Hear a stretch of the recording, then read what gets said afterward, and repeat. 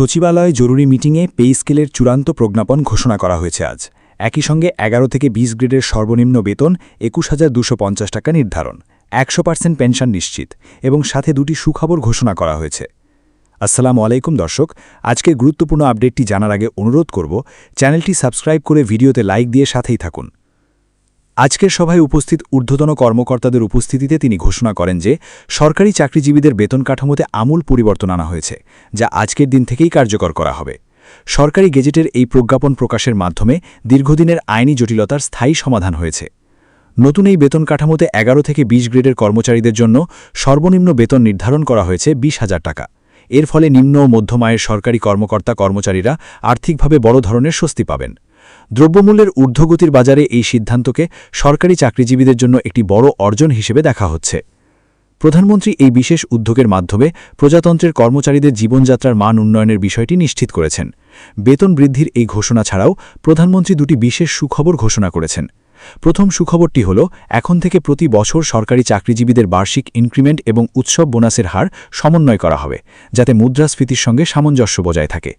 দ্বিতীয় সুখবরটি হল, সরকারি আবাস সুবিধা এবং স্বাস্থ্য বীমার আওতা আরও বৃদ্ধি করা হয়েছে, যা কর্মচারীদের দীর্ঘদিনের দাবির অংশ ছিল। দীর্ঘদিন ধরে সরকারি চাকরিজীবীদের বেতন কাঠামো ও বিভিন্ন সুযোগ সুবিধা নিয়ে আইন ও প্রশাসনিক পর্যায়ে যে জটিলতা ছিল, তা এই প্রজ্ঞাপনের মাধ্যমে অবসান ঘটেছে। প্রধানমন্ত্রী তারেক রহমান উল্লেখ করেন, দেশের উন্নয়নে সরকারি কর্মচারীদের ভূমিকা অপরিসীম, তাই তাদের মেধা ও শ্রমের যথাযথ মূল্যায়ন করা সরকারের অন্যতম প্রধান লক্ষ্য। আইনি জটিলতা নিরসনের কাজে যারা যুক্ত ছিলেন, তাদের প্রতিও তিনি কৃতজ্ঞতা প্রকাশ করেন। আজকের এই গেজেট প্রকাশের মধ্য দিয়ে সকল দাবি বাস্তবায়িত হওয়ায় সচিবালয়সহ সারা দেশের সরকারি কর্মচারীদের মাঝে স্বস্তির নিঃশ্বাস বইছে। অনেক কর্মচারী দীর্ঘদিন ধরে এই ঘোষণার অপেক্ষায় ছিলেন। বর্তমান অর্থনৈতিক পরিস্থিতিতে এই বেতন বৃদ্ধি তাদের মনোবল অনেকাংশে বাড়িয়ে দেবে বলে ধারণা করা হচ্ছে। এটি শুধু একটি বেতন স্কেলের পরিবর্তন নয়, বরং সরকারের চাকরিতে নিয়োজিত ব্যক্তিদের প্রতি রাষ্ট্রের অবস্থানের প্রতীক হিসেবেও বিবেচিত হচ্ছে। অবশেষে প্রধানমন্ত্রী তারেক রহমান সরকারি কর্মচারীদের সততা ও নিষ্ঠার সঙ্গে দায়িত্ব পালনের আহ্বান জানান। তিনি বলেন, বেতন বৃদ্ধির এই সুযোগ যেন দেশের সাধারণ মানুষের সেবায় আরও বেশি নিবেদিত হওয়ার অনুপ্রেরণা যোগায়। সরকারি প্রজ্ঞাপন অনুযায়ী আজ থেকেই নতুন কাঠামো কার্যকর হওয়ায় দেশের প্রশাসনিক কার্যক্রমে নতুন গতি সঞ্চার হবে বলে আশা করা হচ্ছে। সকল স্তরের কর্মচারীরা এখন থেকে সংশোধিত বেতন স্কেল অনুযায়ী অর্থ গ্রহণ করতে পারবেন। প্রধানমন্ত্রী তারেক রহমানের নেতৃত্বে সকল ধাপে বাস্তবায়নের জন্য নতুন সুপারিশ করা হয়েছে। এর ফলে বাংলাদেশের সরকারি চাকরিজীবীদের দীর্ঘদিনের বিভিন্ন অসামঞ্জস্যতা দূর হবে। এই গেজেট প্রকাশে বিভিন্ন ধরনের জটিলতা থাকলেও এরই মধ্যে আইনি জটিলতার সকল সমাধান সম্পন্ন হয়েছে।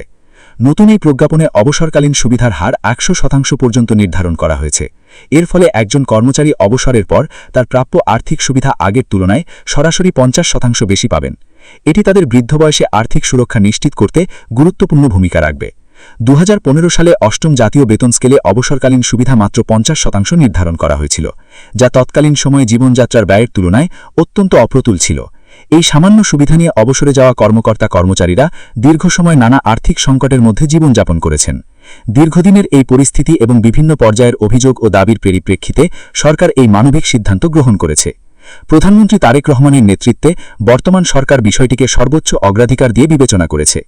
অবসরের পর একজন কর্মচারী যাতে সম্মানের সঙ্গে ও দুশ্চিন্তামুক্তভাবে জীবনযাপন করতে পারেন, সেই লক্ষ্যেই এই প্রজ্ঞাপনের মাধ্যমে সংস্কার আনা হয়েছে। এই পদক্ষেপটি শুধু একটি আর্থিক সুবিধা নয়, বরং রাষ্ট্রের পক্ষ থেকে একজন কর্মীর দীর্ঘ কর্মজীবনের প্রতি যথাযথ সম্মান ও স্বীকৃতির প্রতিফলন হিসেবেও বিবেচিত হচ্ছে। সরকারের এই নতুন নীতির ফলে অবসরপ্রাপ্ত কর্মচারীদের মধ্যে নতুন আশার সঞ্চার হয়েছে।